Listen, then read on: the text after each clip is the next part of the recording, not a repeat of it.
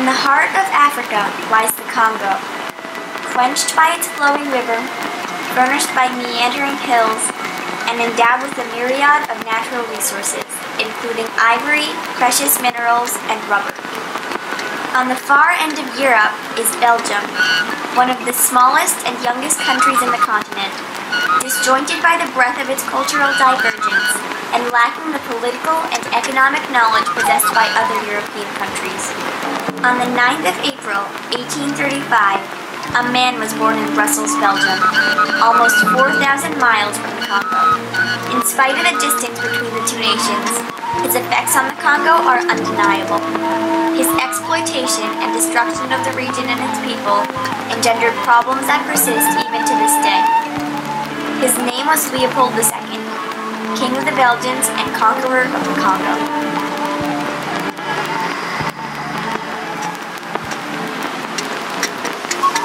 King Leopold was born Leopold Louis Philippe Marie Victor, the son of Queen Louis Marie and King Leopold I. He was one of 4 children. As a boy, Leopold was shunned by his family. A nerve defect caused him to walk with a limp, and his long nose resulted in his own mother describing him as, quote-unquote, bird-like and deformed. Although he proved careless in his studies, Leopold did develop a fondness for 2 subjects in particular, geography and colonialism, an interest that would later manifest itself. Leopold served in the Belgian army through much of his early life, eventually achieving status as second lieutenant. In 1853, once Leopold had turned 18, his father decided that the time had come for his son to marry. The bride was Marie Henriette, Archduchess of the Austro-Hungarian Empire, chosen with the hopes of aligning with her family's powerful nation. Their marriage, however, proved loveless and was not a top priority for Leopold. Leopold's desire to improve his own nation prompted him to explore the world in search of a president to increase Belgium's wealth and influence. For the next several years, Leopold traveled the world, visiting a multitude of nations, including Turkey, Palestine, India, Ceylon, and Sumatra. He grew convinced that a colony would transform his young nation into a superpower. Studying Spain, France, and England, he recognized the economic opportunities that imperialism presented. Leopold's search was temporarily interrupted in May of 1865. His father had become ill. On December 10th of that year, the king died, leaving Leopold II as the monarch of Belgium. For almost 20 years, Leopold pleaded with the Belgian parliament for rights to establish a colony. Realizing that his efforts were futile, he sought a new means of gaining affluence for Belgium, establishing his own private colony. Following the example of various other European nations, he turned his imperial interest to Africa, 80% of which had yet to be colonized. In September of 1876, Leopold encouraged major European powers to convene in Brussels to discuss Africa's future, at what became known as the Brussels Conference. Leopold called for forced eradication of the Arabic slave trade, hoping instead to westernize the continent and its people. Here, the International African Society was founded, with members including nations throughout Europe and even the United States. In January 1878, Leopold intercepted Henry Morton Stanley, a man famous for his quest to find Scottish missionary Dr. David Livingstone. Stanley soon consented to meet Leopold in Brussels. During the course of the meeting, Stanley agreed to a contract for his involvement in establishing Belgium's presence in the Congo. The decision of Leopold to colonize the Congo in this historical context where Western European countries all were very ambitious to have colonies, and Leopold had the feeling that Belgium also needed that. Rendered excellent service to Belgium by giving it a colony. He prompted Stanley to claim as much land as he could for Belgium, and to establish a monopoly in the ivory and rubber trade. Through over 400 treaties, chiefs unknowingly ceded their land to Leopold.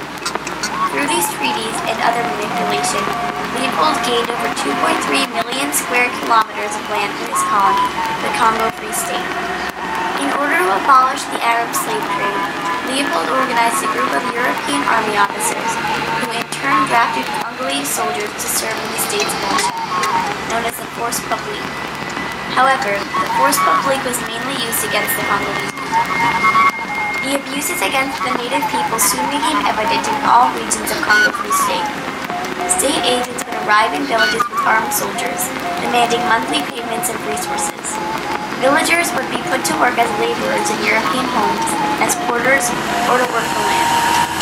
In some places, villagers were forced to work for free. In others, children as young as 7 were sent to labor. Agents used brutal punishments and harsh laws, and although laws against brutality had been proposed in the Congo Free State, seldom were they enforced.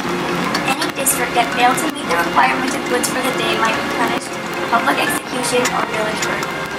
The introduction of rubber to Europe was extremely consequential to the natives of the Congo Free State. By the mid-1890s, the Congo became one of the most prominent rubber exporters of the world. Each adult male in the Congo was to produce between 6 and 9 pounds of rubber every 2 weeks. The job was dangerous and difficult. Many died by falling out of the tall rubber trees or being attacked by leopards. One tactic agents used to encourage labor was seizing the women of the villages. The women were imprisoned until the village collected enough rubber, and many were raped by officers while in captivity. By the late 1890s, rubber was the most profitable resource in the Congo. As demands for this product grew, Force Publique agents became increasingly more brutal to the applicants. Armies often raided towns, using laborers and food, and any person who rebelled would be shot. The tradition of collecting hands was especially prominent in the Congo. This practice was initially started to keep track of how many people the leaders killed, and to make sure bullets were not wasted. When excess bullets were utilized, agents were known for cutting the hands off of blind victims. In Belgium, Leopold was engrossed in his newfound wealth. He used Congolese wood to decorate his home, and began building projects in Belgium and France. Initially, the harsh conditions in the Congo were kept from Europe. However, as time passed, Congolese missionaries and cargo men began to write reports about the violence. Only for a brief time, however, were abuses ignored. More accounts of violence and torture began to come in, particularly from one man, Edmond Morel, a rubber exporter from France. After observing the torture and slave labor being executed in the Congo, Morel grew determined to inform the whole world of the atrocities he had witnessed. In 1903, Morel started his own publication, the West African Mail, in which he published articles written by himself, other cargo men, and missionaries about the harsh conditions in the Congo. Another man, Roger Casement, was sent by the British Council to investigate the Congolese atrocities. In December of 1909, Leopold became ill, most likely with cancer. Doctors planned to operate on him. However, the day before the surgery, the king died. Before his death, Leopold ensured that all personal records of the Congo over the past 24 years were destroyed. In 1908, a year before Leopold's death, the Belgian government had annexed the Congo as a colony to the state. As a result of rebellion throughout the city of Leopoldville and a loss of Belgian interest, the colony eventually gained sovereignty in 1960. Belgium's sudden withdrawal left the newly free Republic of Congo in a volatile state. Now known as the Democratic Republic of the Congo, the nation is engrossed in a continuing conflict. One of the main characteristics today of Congo is the since the years of the revolution, the country has been going through civil war and still so that is unfortunately the main characteristic today. It's very much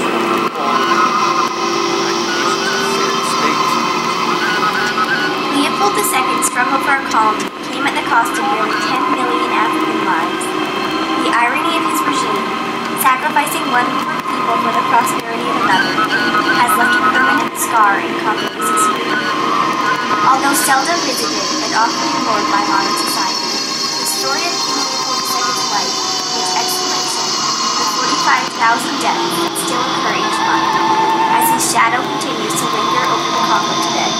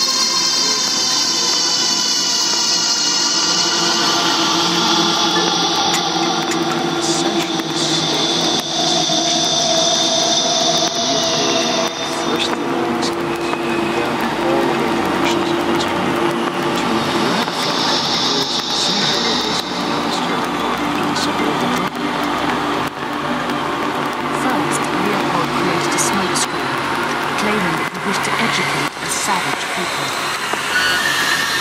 They were all really fooled by Leopold, because they took him at his word. They thought he was a sort of a man who's going to lose all his money in this crazy philanthropic venture.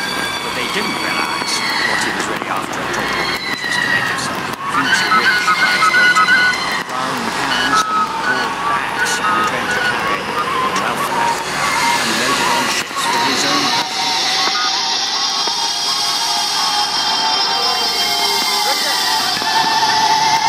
Extreme violence was employed to impose Leopold's dominion.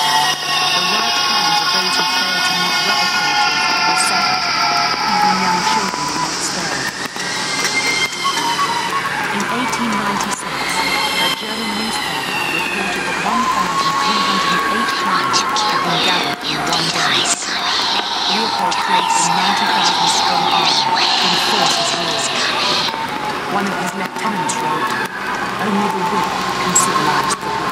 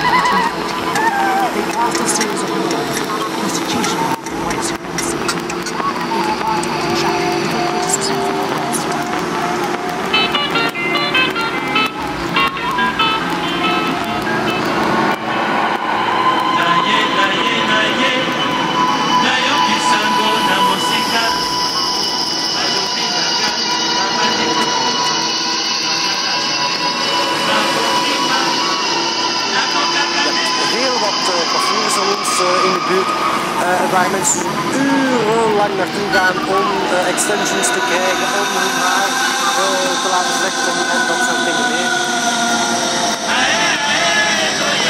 On est une grande famille. Il y a toutes les origines ici. Il y a les origines du Congo en grande partie. Ça s'appelle Matongé. Dat is zo'n beetje de uitgaansbuurt geworden in Kinshasa. En op het moment dat hier zo'n zwarte gemeenschap ontstaat, zoeken ze ergens de verbinding met het thuisland en gaat men dat noemen naar de uitgangsbuurt van Kinshasa en wordt dat Matongé. In de Brusselse wijk Matongé is de Congolese erfenis van vlees en bloed. Maar elders in de stad zijn het de kolossale gebouwen van steen die herinneren aan de kolonie. Met de Afrikaanse bodemschatten financierde koning Leopold II, de oorspronkelijke eigenaar van Congo, de grandeur in de Belgische hoofdstad. Nu Congo deze maand 50 jaar onafhankelijkheid viert, kijken de Belgen met gemengde gevoelens terug op dat verleden. Was Leopold slechts een geldwolf waarvoor je je moet schamen? Men spreekt in ieder geval over miljoenen slachtoffers. Er is het verhaal van de afgehakte handen.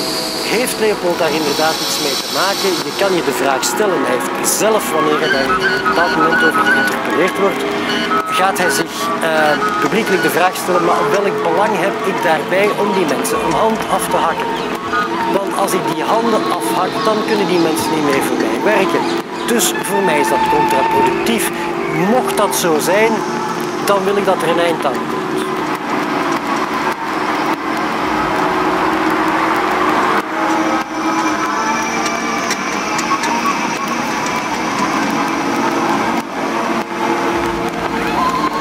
Wat deze beelden moeten tonen is de strijd die Leopold II zou gevoerd hebben tegen de zogenaamde Arabische slavenhandelaars. Dat waren dus moslims uit het Arabisch Ierland, maar ook uit Oost-Afrika.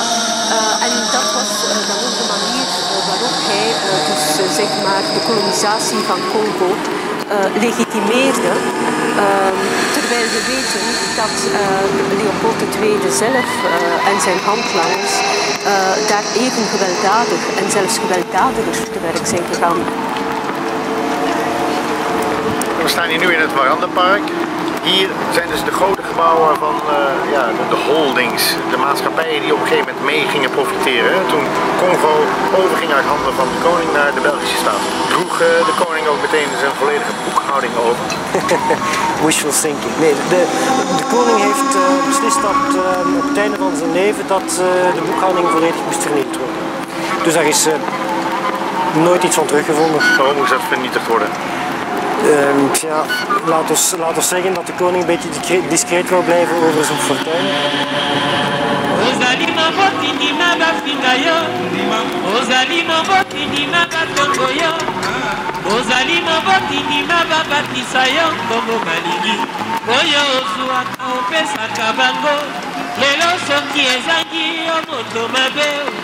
Oh, oh, oh.